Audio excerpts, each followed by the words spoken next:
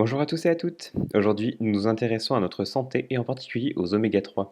Qui sont-ce? Tout d'abord, on nous l'a assez rabâché, les oméga 3 sont bons pour le cholestérol. Enfin contre. Enfin bref, vous m'avez compris. Ils diminueraient ainsi la pression artérielle et préviendraient des risques de troubles cardiaques.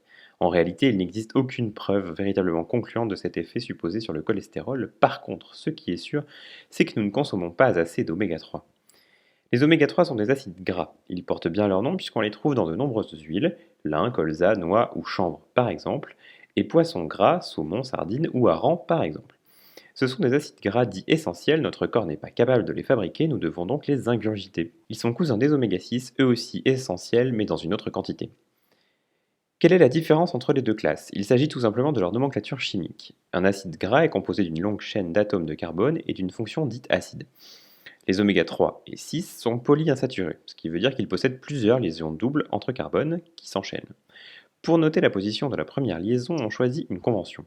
En chimie, on compte dans ce cas-là les carbones à partir de la fonction acide. Le premier carbone est le carbone alpha, le dernier carbone, le carbone oméga.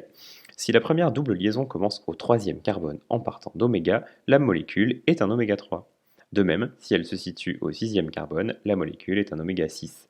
La nature ne laissant rien au hasard, il n'existe pas à l'état naturel d'oméga 4 ou 5. On pourrait croire qu'une telle infime différence ne change pas grand-chose, et pourtant, un oméga 6 est essentiel, mais en grande quantité s'avère plus dangereux pour le cœur qu'un oméga 3. En effet, on estime à 5 le rapport idéal entre oméga 6 et oméga 3 dans l'alimentation.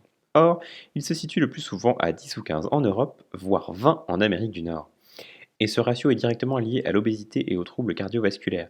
Cela ne veut pas dire qu'il faut manger plus gras, mais qu'il faut mieux choisir son gras. Vous savez ce qu'il vous reste à faire: saumon, noix, chanvre, en salade uniquement petit coquin. Pour débattre du sujet, rendez-vous sur le blog et abonnez-vous à notre chaîne pour nous suivre toutes les semaines.